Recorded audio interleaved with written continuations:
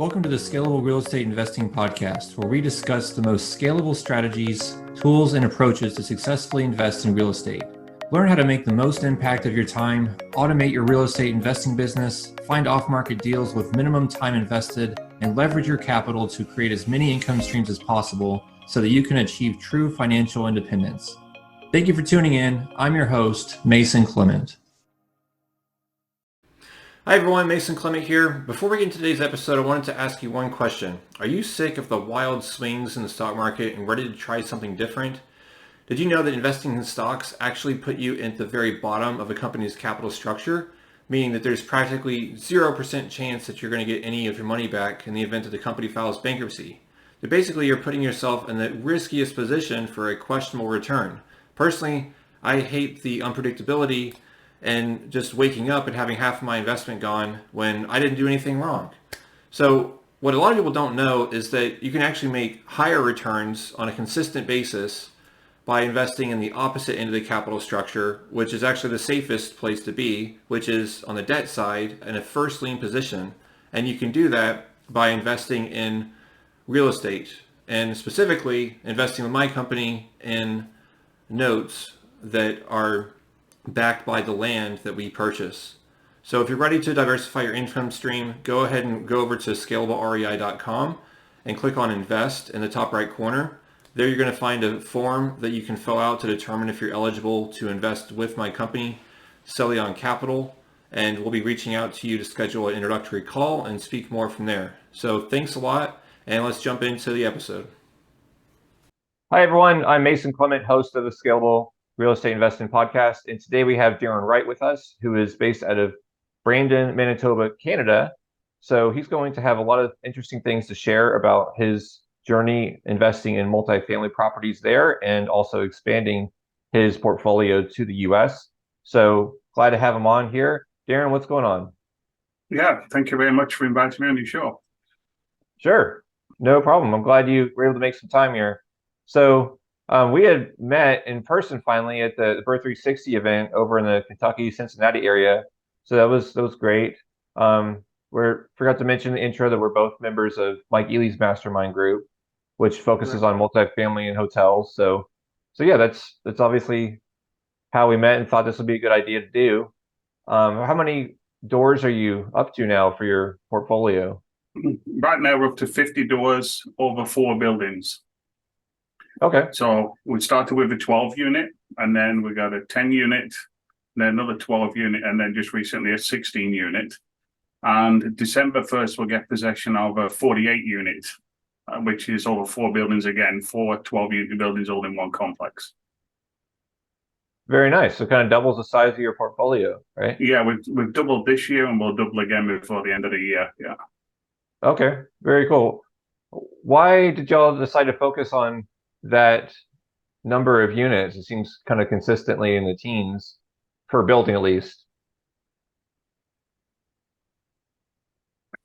It's the lending is better for the commercial, so we aim for 5 units or more, and it's just the more doors that are under one roof, the easier the numbers are to make sense.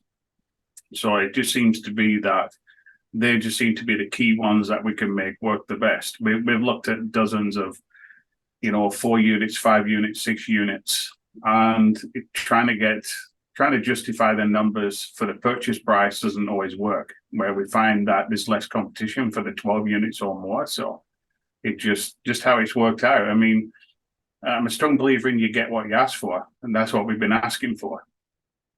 So. Okay. Yeah, I know that sometimes, at least in the US, people like to focus on, say, only 100 units and up. And so sometimes you can kind of carve out a niche between where it's too large for the smaller investors, but it's too small for the larger investors. So maybe that's also some of what's going on. Would you agree? What do you think? We don't have that population here. We in Brandon, Manitoba is only just over 50,000 people. So there is no complexes which are 100 units or more. We'd love to do that. This one that we're getting, which is 48 units, is kind of a one-off. So there's not many of those around. So we've had to focus on picking up the 12 and 10 units where we can. Oh, interesting. Yeah, actually, why don't we back up a little bit? So, usually what I like to do for the first topic is to discuss the guest's background and journey. So why don't you just tell us about that and how you ended up starting to purchase these properties in Brandon, Canada? Okay. About 6 years ago, after always been interested in flipping houses. I mean, every home I've ever owned, I've always renovated it, moved in and fixed it up and always done it while I'm living there. So I've always been interested in flipping houses. And then went on a weekend to learn about it, with a coach, and bought a small coaching program that you could do it yourself. Kind of cheaped out a little bit, where if I'd have hired a coach, I would have gone a lot quicker, a lot faster. So read and digested the book and got as much help as we could, and then started to flip some houses.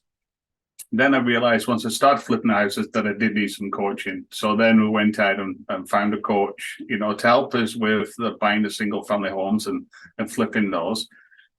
It wasn't long into flipping them that I realized you can make some good money on flipping houses, but you're constantly working to create that money. So then as you go along, you learn more. So learning more about the buy and hold, I realized that was the way that I wanted to move forward.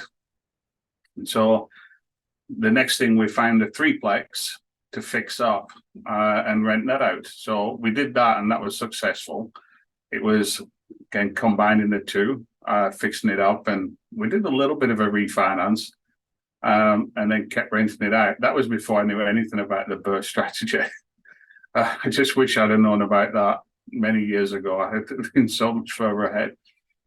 And then, so there was with 3 doors, looking for more. I made the 3-door into a 4-door because we actually rented out the garage. I fixed up the garage and had a small mechanic who did some repairs on his car, and rented the garage out. So by adding an extra income to it, it really made the numbers. It was a real cash flow machine. Was just one building. And I always wanted to do the larger multifamilies, but I always figured, well, I don't have the money, and how can I do that? Because I'm obviously working with my own money and trying to work through one door at a time. And then I was completely wiped out just as COVID hit, because I was getting divorced. So I had a electrical contracting business, and that had to be liquidated and divided up. And I had to sell all my real estate, which was this threeplex. So I was completely wiped out to zero. That was just about 3 years ago. So we were already starting a new company, that we were starting from scratch. So we'd learned the BRRRR strategy by that time, and we had coaching. So it was, well, why do we want to do one at a time? Let's look at more multifamily. Let's look at these 6 and 12 units. We'd never dreamed that we could do a 48 unit. It just seemed, too big. So we found a great deal, which was a 12-unit building that needed some renovating. It was in the downtown area, which is not a desirable area to live. There was no parking, so it's only people who want to use the bus to go to work. And we had to find a money partner, because after a divorce, I didn't have any money. So we were the working partners, and then we found a great partner to work with who had, I think, 200 doors at that time himself. So really knew how to raise money and how to do the BRRRR, and we joined a great partnership. So we were able to successfully renovate that property and stabilize the building and turn it around and refinance, and then we're on to the next one. So then we found the 10-unit building next. So, and obviously with COVID, we had a lot of restrictions here. It was quite hard to get people to do work, and because of the restrictions, so things kind of slowed down for us.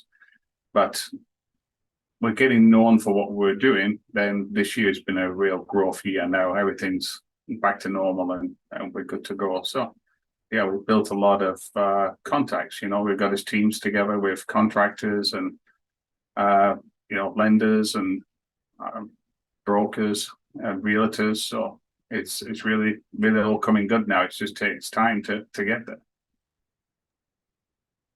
Yeah, definitely. And one thing I've always noticed about real estate is you really just have to jump in with both feet. You can't really just kind of be in the middle and dip your toe. It's something you just got to do. So that's kind that's of right. to your point, just kind of work your way through it. Find those contractors when you need them, so you don't even know what you don't know, or you don't even know which contractors you need. Probably just kind of fumbling through is the path to success, right? Yeah. Well, it was putting the knowledge from being an electrical contractor myself and having a business, and then doing the flips in a smaller scale that we're able to, well, instead of doing it once, you're just doing it 12 times. So we're able to put all that knowledge. It was like a journey on to the path to get to a point where we're then able to do the scale and have the confidence to do it as well. Oh yeah, definitely. Yeah. Yeah, one thing too, yeah, like you said, is confidence, just kind of trusting yourself and knowing that you're capable of doing those larger deals and things like that. So, people might notice your accent. I forgot to go way back. Where were you like born and where'd you grow up and when did you move to Virginia? I was born and raised in England, the northwest of England, near Manchester. People seem to know, and I started to work as an electrician when I was 16, because that's the age you start working now. And when I was 20 and actually was a qualified electrician, I actually did work on the side for a builder, and he used to flip houses. So that's probably, if you want to go right back to where I learned about flipping houses, was then. But I was getting married and I had a young family on the way, so I couldn't afford to do the flipping houses. If I only knew then that you could get money partners, then I could have done it back then. But you always think you have to use your own money and have to use your own time. It's only when you learn and get education that you don't have to do it all yourself. There's always somebody else who can do that for you or do it better. So partner with them. You don't have to do it all. Okay. Yeah, and I forgot to ask, your money partner basically contributed all of the equity for the loan and they like signed a personal guarantee for the loan and everything? Yes. Yeah. And we became 50-50 partners on the building. Yeah. Okay. Yeah. Very cool. And still are. So all the money is returned and we're both 50-50. Yeah. Okay. As a side note, I was visiting Montreal with my wife maybe a few years ago, and we went to a museum, and I didn't even really realize that Canada is technically part of like the British Empire, like Australia and some other places. Is that still accurate? Yeah, it is. It is part of the British monarchy. And Yeah, the monarchy. Yeah. yeah, and a funny story on that is we moved to Canada in 2008, I think it was, might be 7. I think it was 7. Yeah, it was 7. And so I came here as a temporary resident to work as an electrician. And then after a year, we were able to get a permanent residency. And so we could stay here, but we wanted to get the citizenship. So we're then able to contribute more. You can vote, and wanted it more for the children as well, to give them more options. So we got the Canadian citizenship, and after the ceremony, I had to swear my allegiance to the Queen. And I found it very amusing, the fact that it was the same Queen and that I was born under the Queen. So I thought it was quite amusing, how it's the same monarchy, but it's still a different country completely.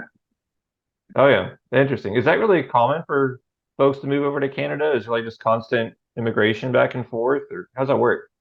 Well, now I'm a dual citizen, so I'm a citizen of the UK and a citizen of Canada, but I only hold a Canadian passport. So if I go to visit England, then I'm just a traveler. Just a Canadian guy over there? Just a Canadian traveler. Yeah. Okay. But I mean, like, if I was to hang out over in England, would I hear people talking about preparing to move to Canada? Like, how many people do that? I'm not so sure on the numbers, but no, not everybody talks about moving. Yeah, a lot Okay. of people I know from school have moved to Australia. So I've known some moved to Canada and some to Australia, and a lot are still in England. Yeah, I guess it just depends on the person and the circle Yeah, you're in. yeah, It's kind that's of right. an open question, but it's like one of the few places I haven't been in um that part of the world. I was going to say Europe, but technically it's not part of Europe, anyways. No, Yeah, not anymore. after Brexit, yeah, yeah. But very Yeah. cool. All right, but it's definitely one of the places on my list. I want to go the whole area over there. So that's cool. We can move on. So we talked a little bit about that deal where your money partner had provided the equity for the loan and everything. So in general, how does the financing compare to financing for like real estate deals in the US in Well, versus Canada? yeah, in Canada we have it's the Canadian Housing Mortgage Company, I think it is, and that's a government department which will insure a loan, so you can get a better loan to value ratio on a property. And it all depends on the criteria, and you can also get a larger amortization. So on the buildings we do, because we have what they consider reasonable rents, for because of the housing market, then we're able to get a better loan ratio and a larger amortization. So on a couple of our buildings, because we got affordable rents, we're able to get a 95% loan to value, and we're able to get that over 50 years. So that really brings down your mortgage payments. And right now, we've just done one building, we're doing another one where because they have underwriters to look at these. And right now, they've fixed the rate to say it can't be more than X. I think the last one was 5.38%. And then once you get this certificate of insurance, you can then go out to the lenders, or the mortgage broker goes out to the lenders and says, okay, we have this building, we have these people who want to buy it, and then we have this insurance. Who wants to do this deal? And then they'll all kind of put a bid in, will the lenders, to say, yeah, we want to do it and we'll do it at this rate.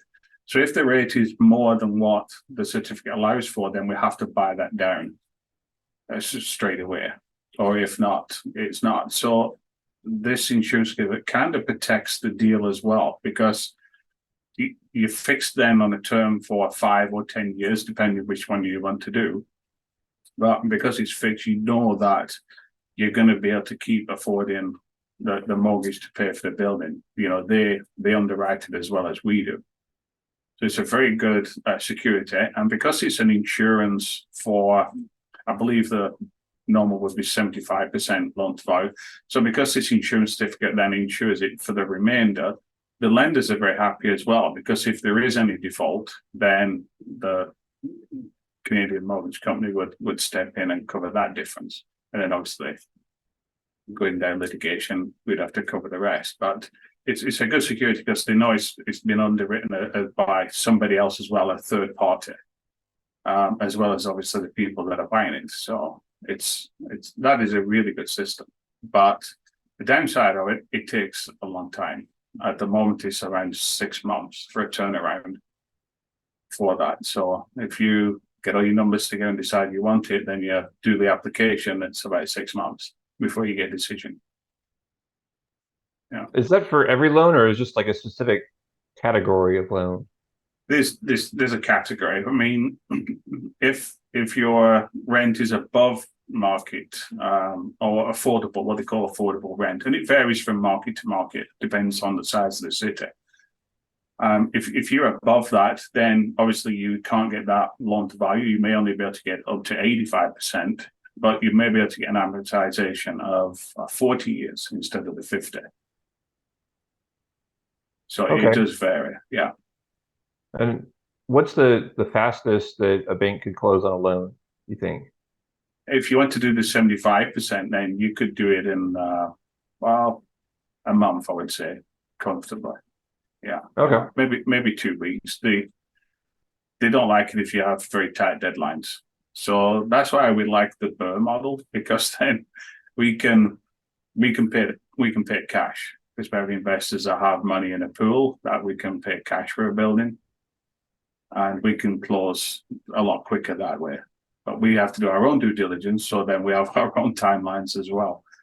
We don't just buy any building and take people's word for it.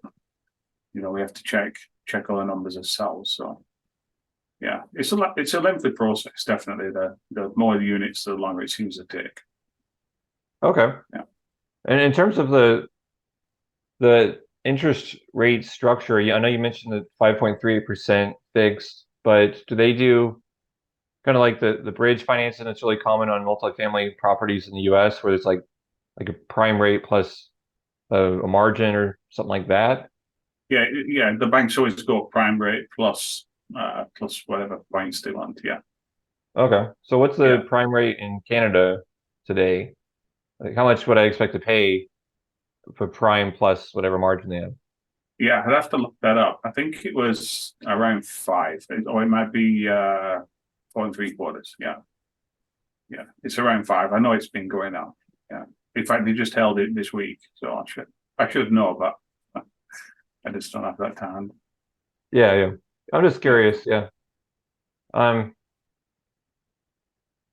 Yeah. I think rates are kind of a lot of times we're so like interconnected, especially in North America, all the economies and everything. So kind of globally, the countries are increasing rates and everything.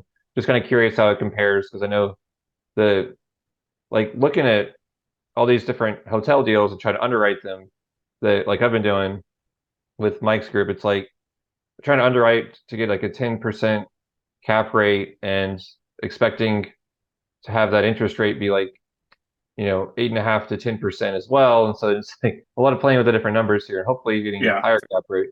But that's why I ask is like the cap rate, I mean the prime rate here is like I think it's like 8 or 8.5%. And they might add 50 basis points or they might add 150, 1.5% on top of that. And so you get to that 10%. And so it makes it just even more difficult to make the numbers all pencil. Yeah. Yeah. It's funny. 2 years ago, when we're underwriting, we were using 6% as a stress test. And then last year we moved it to a 7, and I believe we've been using 8 just recently to stress test, because the mortgage rates were climbing and then they stopped and then they climbed a little bit more and now they've frozen again. But there is certain people worried that they're going to keep climbing because they're trying to curve interest rates. So we just try and protect ourselves as well as partners that we're not going to get caught out. But everyone knows real estate's a cycle. You got your seasonal cycles, and then you've got your just general cycles. It'll go up and it'll go down. Interest rates go up and they come back down. Yeah. So it's people who bought during COVID for the first time with low interest rates. They're the ones who are having trouble, or they're going to have trouble on their renewals. But seasonal investors who already had a property, it was great to refinance. That was a time to refinance and have some good years, and knowing that you could afford the higher rates when you first got the building, but you can do it again. So yeah, it's a long game, it's real estate. You just got to get in and keep in as long as possible and give all your safeguards, get them all ready. Yeah, definitely. Makes a lot of sense. Okay. In terms of like finding deals, like how did you find the 12 unit and the 10 units? Like how does that acquisition process work over there? MLS, just like Huh.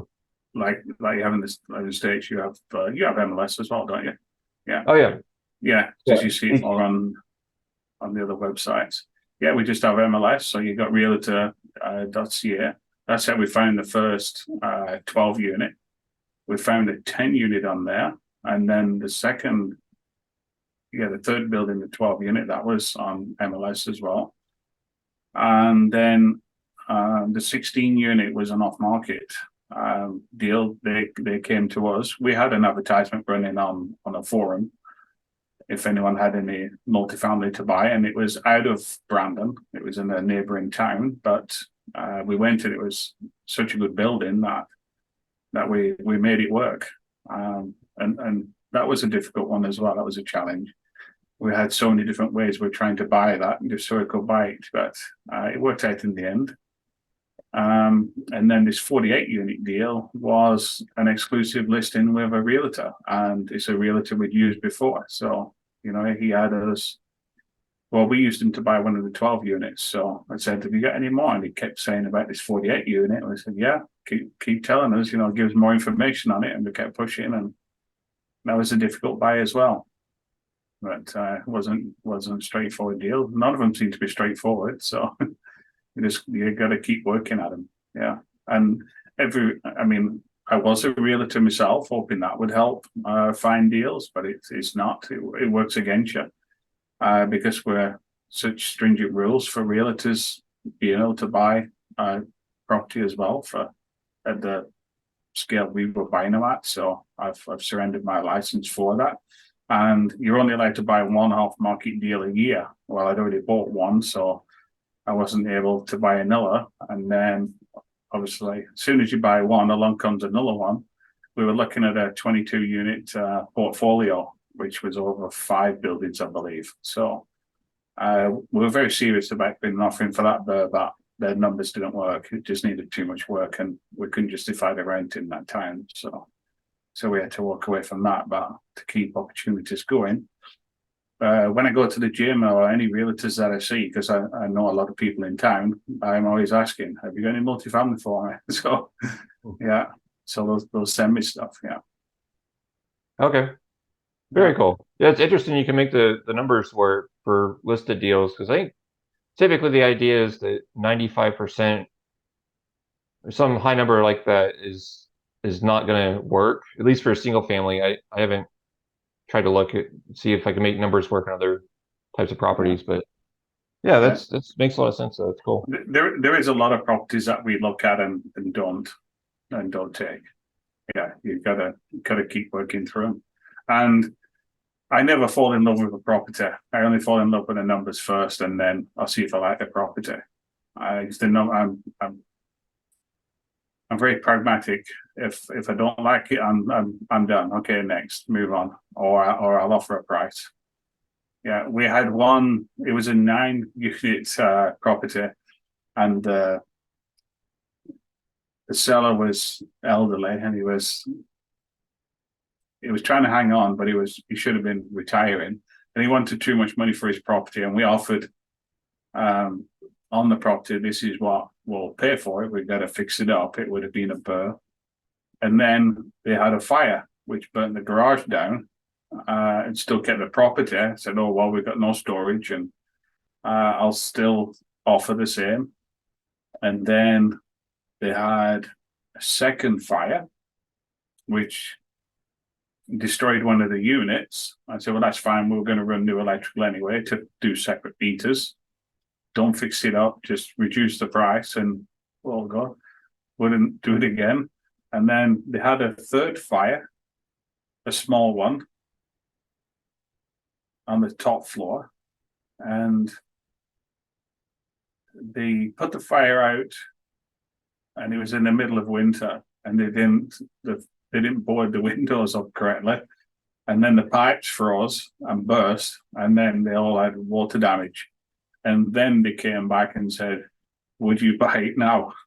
And I could have got it for nearly land value, but we walked around it and I said, no, this building's done. It's going to take far too much money. And by that time, there was a lot of orders against it.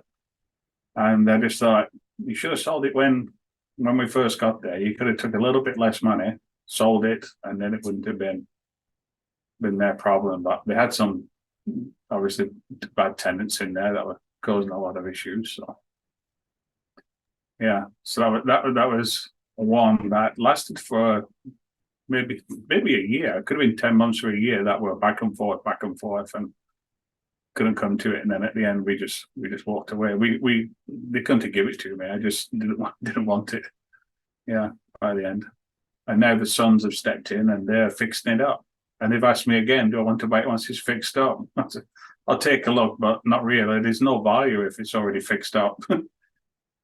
Yeah, we do it to increase the value. Yeah. You really got to be a value add opportunity. Yeah. Not all of them, but sometimes you can find a good one that you know you can increase the rents on, and that's your value add. You know, we ain't doing any work to it. The rents are low. Yeah. Okay. That's because the owner just hasn't really kept up with the current market rents and they're afraid to increase rents to lose tenants, stuff like that. Yeah, well, we're under rent control here. So we have a residential tenancy board and it's pro-tenant. So that is a real struggle for landlords in the local area. But there is a scheme of an above guideline rent increase. Whereas if you spend money on doing upgrades, then you can do an application. And there is formulas to work out what you can, the more money you spend on it, the more you can increase the rent. So there is ways that way that we know that we can increase the rent, where it's not an easy process and not everybody wants to do that. So they stick with the increases, and the increases in 21 was 0%, 22 was 0%, and this year it's going to be, for 2024 it's going to be 3%. And typically in the past, they're only between 1 and 1.5%, maybe 2% increase each year. So you do find that the rents get behind the inflation. If inflation's at 3% and you only get a 1% raise, then it's not enough to keep up. So then you're forced then to do something to change the rent and re-register it. Okay. Yeah, that's very interesting. That was one of my questions I was wondering. Is it like how it is across the country or just in that specific province or town? How's that work?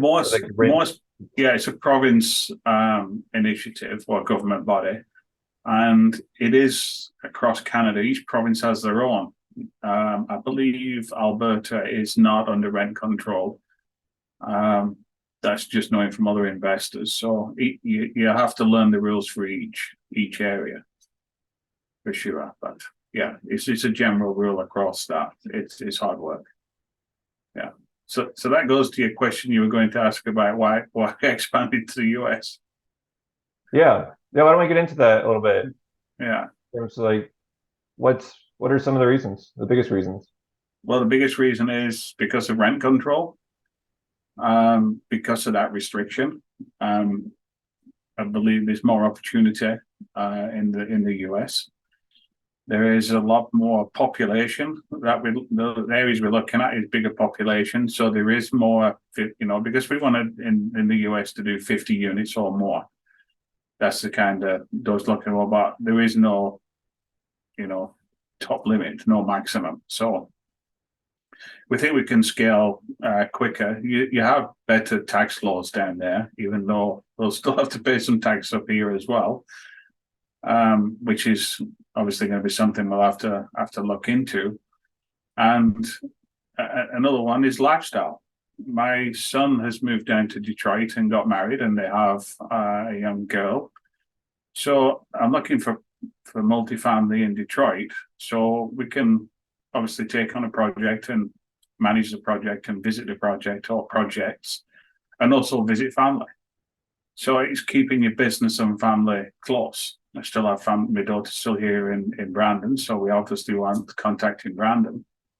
And then we're also looking in Florida because we want to spend the winters down in Florida. It gets extremely cold up here. We had snow 2 days ago, and for the last 2 days it snowed. So it looks like we've got an early winter, and we had a late spring. So obviously we have long winters, and it gets extremely cold.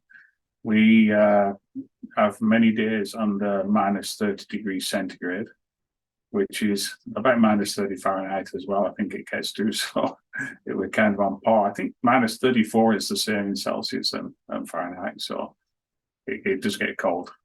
So it's a lifestyle. We could run projects up here in summer and follow the geese and go down to Florida for the summer, for the winter.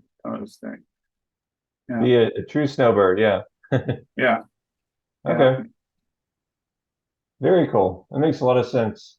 Yeah, I was actually wondering. I feel like years ago, I knew the total population in Canada was like 20 million, but I just Googled it because I was curious. And it looks like in 2021, it was 38.25 million versus like hundreds of millions of people in the US. So Yeah, that right there is yeah, it different. was 30 million in 2007 when it came, and I've just been told it's hit 40 million. So it's a 10 million increase in 15 years. So that's was another 25%. So that's that's good. There's a lot of immigration, that's for sure.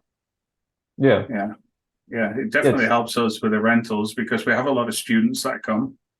So obviously they need housing. So yeah, we've had quite a few from Nigeria just recently.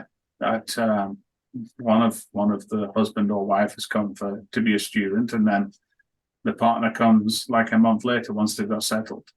So that's great to see. okay. Yeah, Very cool. Yeah, I know a lot of Asian folks as well like to immigrate to Canada. yeah, Like, there's a even like a big Chinatown when we were over there in Montreal, but I think it's just generally easier because I just have a lot of experience with China. Like my wife's from Hong Kong, and I lived in mainland China for 2 years, and I just know that just given the massive amount of people, especially from mainland applying for visas to the U.S. versus Canada, it's just like a totally different game. So a lot of times it's easier to kind of settle down in Canada first and then figure out a way to the US or maybe not even worry about it eventually because they just like the lifestyle enough in Canada. And I don't know. Everyone's different, but I yeah. It think it's depends what interesting. lifestyle you want. Yeah. Yeah, yeah, definitely. Okay. Yeah, actually, back to the finance, and I forgot to ask, do they do um interest rate caps over there where they basically for a fixed period of time you can pay to to to cap the interest rate? Well, yeah, the certificate does that.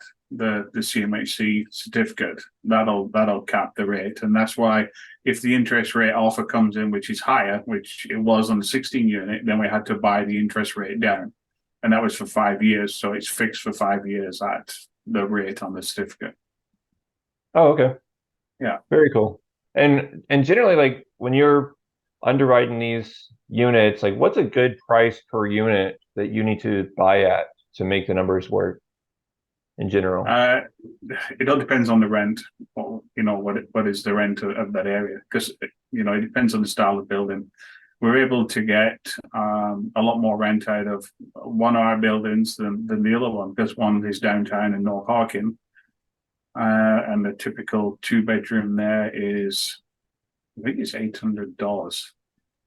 Could be $800, but then at the other building, which is two-bedroom, it's 1,050, I think it is. So it's a lot more. So we could pay a lot more per door, and we did. Yeah, because Okay. everybody knows what you can get. Yeah, So what would you say is kind of the range? Is it like 50,000 to 100,000 per yeah, door? that's our range. Yeah, obviously we prefer to pay 50 than 100. But a new build, they're going for about 280,000 a door for a brand new build in the same time. But In they're Brandon. in Brandon, yeah, for a brand new build. So they're charging, I believe, between 14 and 1,600. And when I spoke about the rent control, if your building's newer than 20 years, there is no rent control. So you can increase the rent, realistically to whatever the market will justify. And that's what I'm an advocate at is the market will justify your rent control, because if you have a building of say 10 suites and you've got one empty, then that's no good. You'll lower your rent until you fill it, because you might as well lower the rent than have it sitting empty. It's earning nothing empty. So if there's a demand for it, then obviously rent will increase, because you obviously want to find a better tenant for your building, and you usually find if they're paying a bit more, hopefully they're going to be in a more respectful position to look after your building. And then if it goes the other way, where there's too many rentals and not enough tenants, then the price comes down. So the market kind of looks after itself in my eyes. Yeah. Yeah, yeah. I mean, it's just simple supply and demand Yeah. dynamic Supply and there. demand. Yeah, absolutely. Because if there's a lot of demand, then a lot of people build buildings. yeah, there's a lot of demand for new buildings. So Yeah, definitely. yeah, Yeah, the rent control, that reminds me of when I lived in New York and I was looking to buy an apartment, and certain places units looked, I was just looking like not even buy an entire building, you know, it was like an individual unit for me and my wife or fiance at the time. And um there were some where it's like, oh, that's a great price, I'm definitely going to jump into that, and I started reading the description on it, and it's like, oh, this is rent controlled, and also they have limitations on how much income you can earn. um but it's not even like rent control, but also like price control. It's like you can buy this unit in Harlem, for example, for, I forget the numbers, like say $100,000, but you have to make 60,000 per year or less. And I'm like, well, if I make that little amount of money, like how can I afford to pay mortgage and other stuff? There's just like this catch-22 to me. It didn't make any sense. It was kind of frustrating and annoying. So I don't know if you've ever considered New York, but I would just not. If you're looking for landlord-friendly places, I would say it's not a place like that. no, no. It's What a, about it's like its California? own world over there. It's crazy Yeah, because they also have yeah, co-ops, which I never really seen anywhere else. There might exist elsewhere in the U.S., but like instead of a condo, it's like a cooperative corporation, and you're owning shares in the building, and you're owning shares in the corporation, which are allocated that unit. And it's interesting. So it's cheaper than a condo, but every month it's very similar to a condo. You're paying not an HOA fee, but a maintenance fee to pay for the staff and elevator maintenance and all this other stuff, and whatever yeah, other fees they make up, because they like to make up fees, it seems like, and charge for yeah, everything. yeah. But yeah, it's very That's sort interesting. of building on it can make some money. Yeah, or the property management company that manages the Yeah, property.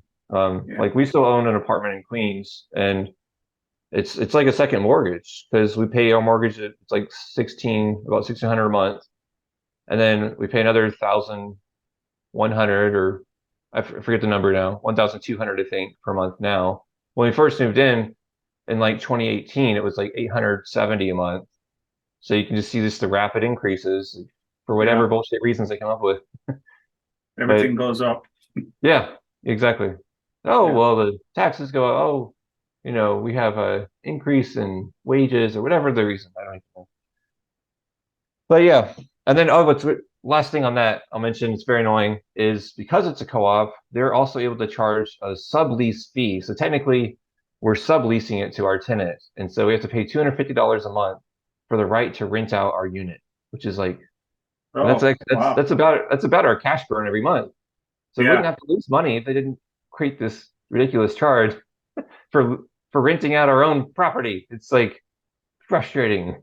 yeah. But Well, anyway, the house always wins. You got to buy the building, not just one unit. yes, Yeah, amen to that. Definitely. But it's definitely price different too. So, I mean, we paid kind of a market value, just being, this was like before my real estate journey started. And it was like, I think it was like 439,000. And at that time it was like, oh, well, compared to Manhattan prices of 600,000 and up, that's pretty good for like a two-bedroom apartment next to the subway. So anyway, that's the whole deal. yeah. Well, there's lots of ways to make money in real estate. You're going to make the appreciation, and then you got the principal pay down, and yeah, and then Yeah, rent exactly. increases. So yeah, you got cash flow. You got three ways of making money on one unit. Yeah. Yeah, I guess my point in bringing up the price one is you'd also need, we'll definitely have a larger money partner to come in, but I think the purchase price of the entire building is obviously going to be larger as well. Because like the Yeah. price per unit's going to be a little higher. But yeah. Okay. So right now you're looking at, you said at properties in Detroit, are you looking at only 50 units and up, or what are you kind of looking Yes. for? Yeah. The criteria I've asked for is 50 units and up with some value add. If it needs renovation, that's good. And the main reason for that is because of some of the tax laws between the US and Canada. Then I have to make sure it makes sense, because if it's in an LLC, then I have to do a separate audit myself for that. So it doesn't make sense to have an LLC just for a one fourplex. I'd still pay the same for an audit as what I would for a 50 unit. So it's just a matter of spreading the cost. And we're looking to scale. BHAG, as Matt calls it, your big audacious goal, is to get to 2,500 units in 5 years. So it's a lot of work if we do it one house at a time. So we're looking for bigger deals to do that and bigger partners, because we've proven ourselves we can do it, and we know we can do it. So we're going to keep pushing forward for that, and it's a lot easier doing the bigger deals. That's sure what we've found out. Yeah. Okay. And why is that? From what aspect or perspective? In one aspect is you've only got one appraiser. I know it's a lot of units to walk through, but you just got one appraisal. You've got one lawyer. You've got one broker. You just got one of everything for that one deal.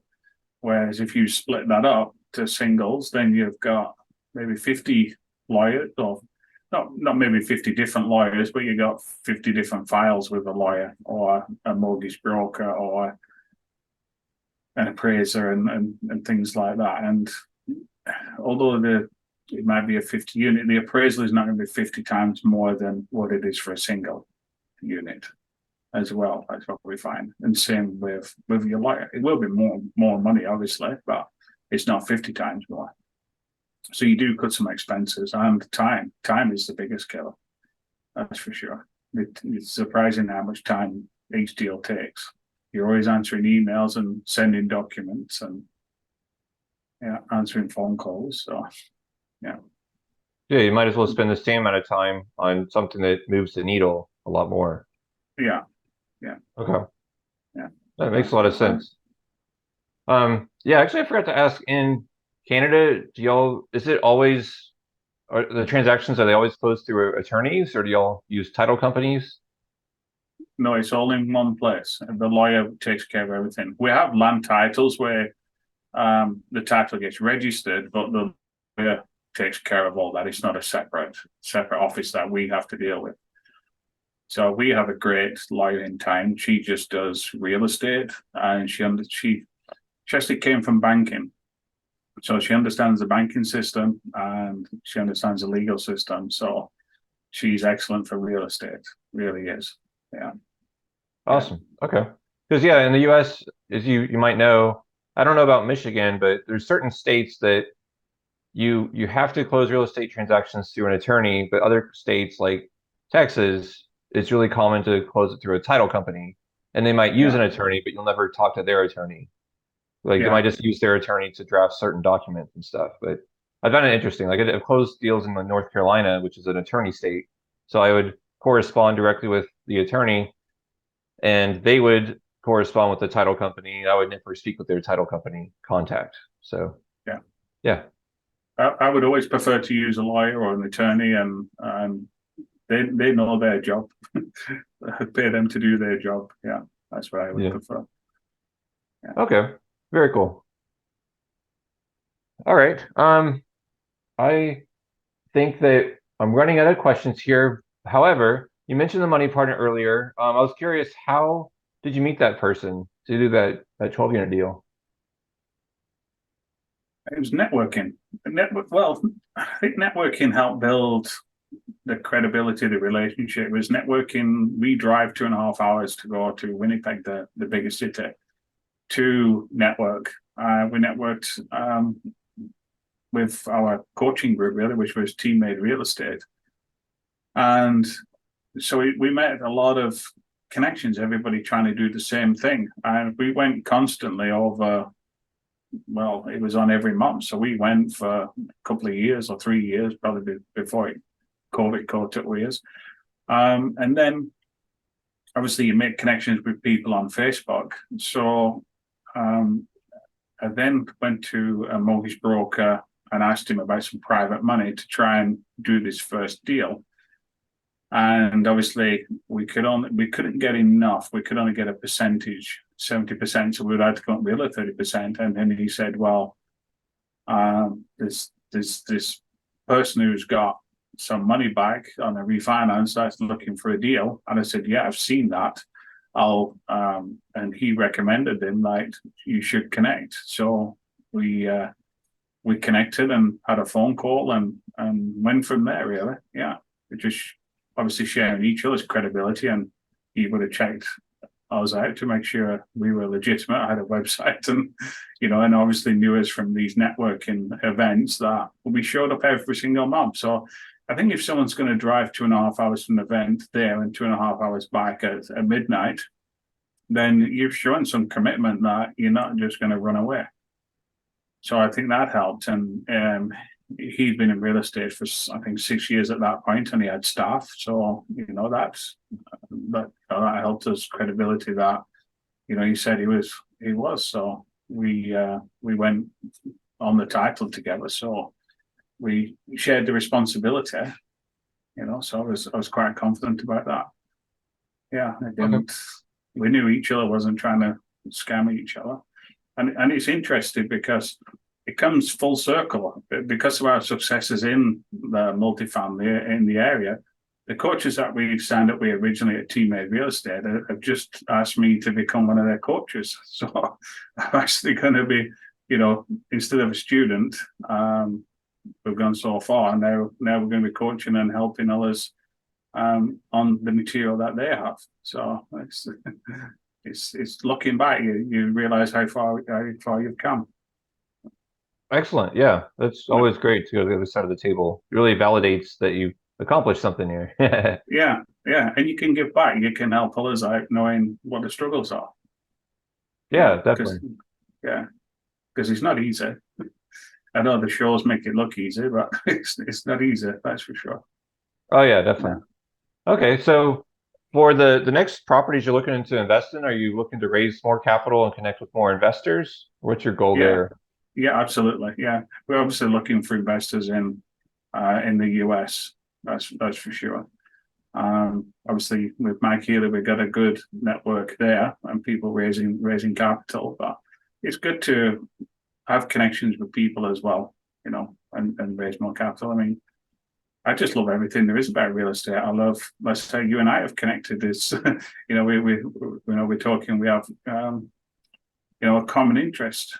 Even if you've done your land deals and now you're going to do hotels, I'm doing the multifamily. We still have the same struggles or help that we need, and we can help each other. It's all about growing your network, and and you never know. I mean, I passed a land deal on for you. I'm not sure if it worked or not, but that doesn't matter. You at least you can always help each other out. The idea is at some point we would do some hotels. I'd kind of like the idea. It's like a monopoly board. Once you've got all the houses, you got to then get the hotels. So yeah, definitely. Yeah, we definitely like the idea of that. But for us being in Canada, we know multifamily, so that's an easier transition for us into the US because NOI is NOI. The numbers are the same, but obviously the buying process and the way it's done is different. That's why we got coaching with Mike. But then after that, then we should hopefully be able to transition a little bit into hotels. It's too much of a jump for us to go hotels and the American system, that's for sure. So little steps, we're always learning. Yeah. Okay. Perfect. So if people want to get in touch with you to invest in properties in the US or Canada, how would they do that? I sent you my contact details. I don't know if you can share that or not, but probably the best way is the website, infinitepropertiesinc.com is probably the best way because we've just got it's just been uploaded today. It's a new website, probably still needs some changes to it, but we changed providers, so we're in between for a while. We just said coming soon, so we actually got the updated one today, and that has my contact details. The little links where you can Facebook, LinkedIn, email, phone is all on there. So yeah, and Infinite Properties has a YouTube channel as well that we're beginning to grow. So yeah. Okay, perfect. Well, I think this was definitely interesting. Brought a new perspective to the podcast. So I appreciate you taking the time again, and thanks again for coming on. Yeah, no, thank you. I'm very grateful and honored to be on your show. Yeah, enjoyable. Welcome to the Scalable Real Estate Investing Podcast, where we discuss the most scalable strategies, tools, and approaches to successfully invest in real estate. Learn how to make the most impact of your time, automate your real estate investing business, find off-market deals with minimum time invested, and leverage your capital to create as many income streams as possible so that you can achieve true financial independence. Thank you for tuning in. I'm your host, Mason Klement. Hey guys, I appreciate you taking the time to listen or watch this episode.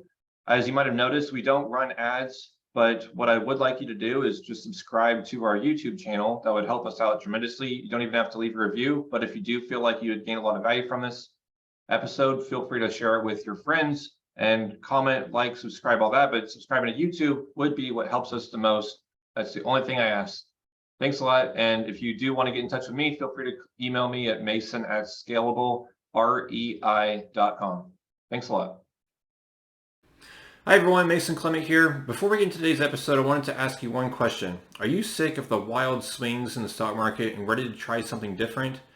Did you know that investing in stocks actually put you at the very bottom of a company's capital structure, meaning that there's practically 0% chance that you're going to get any of your money back in the event that the company files bankruptcy? That basically you're putting yourself in the riskiest position for a questionable return. Personally, I hate the unpredictability and just waking up and having half of my investment gone when I didn't do anything wrong. So what a lot of people don't know is that you can actually make higher returns on a consistent basis by investing in the opposite end of the capital structure, which is actually the safest place to be, which is on the debt side in a first lien position. And you can do that by investing in real estate, and specifically investing with my company in notes that are backed by the land that we purchase. So if you're ready to diversify your income stream, go ahead and go over to scalablerei.com and click on invest in the top right corner. There you're going to find a form that you can fill out to determine if you're eligible to invest with my company, Celion Capital, and we'll be reaching out to you to schedule an introductory call and speak more from there. So thanks a lot, and let's jump into the episode.